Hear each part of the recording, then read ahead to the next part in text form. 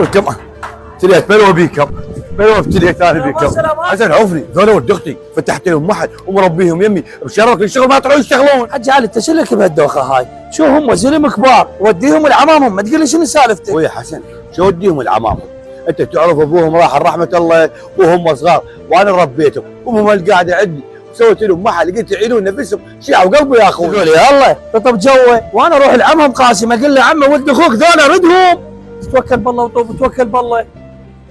اجت والله جابها ومبين راح يصير بيها ملقى، خل اروح القاسم واقول له شو مسوين بولد اخوك؟ منو؟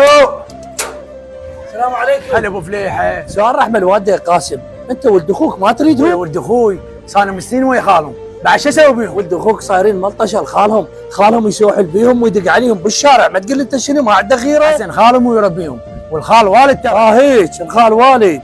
اي هلا قول من قال، لان ايش قال لي؟ قال لي عمو قاسم ما بي كل خير. جاي تحكي حسن، علاوي يحكي عليه ويقول انا ما بي خير. اي هو يقول ايه؟ انا عمي اليوم.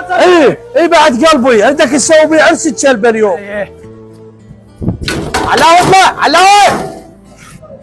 علاوي تحكي عليه وتقول ما بي خير. شعراوي صدق تحكي؟ لا خليت نطلع وجمعت ولا انت فتحت المحل. خوي هذا خالنا مهما يكون، حتى لو صيح علينا هذا خالنا، دخلنا نروح له ونطيح عليه ونروح نفتح المحل، امرنا الله شو نسوي؟ اي مثل ما قلت ابو تريكه، الطلعه ما تفيدني او خالنا اولي.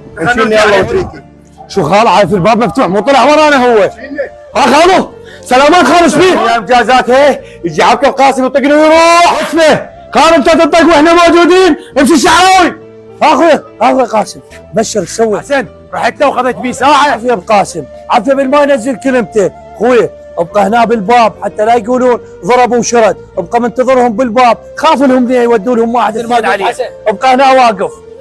عم قاسم صار لك 20 سنه من ذبيته، هو انت جاي تضرب خالي ابو تريكه؟ طقه عاس تديكم مده وعمهم خوش مده، هسه لازم اطفر. خالي ارفع راسك، عمنا طقاك، طقيناه وجبنا شماغه.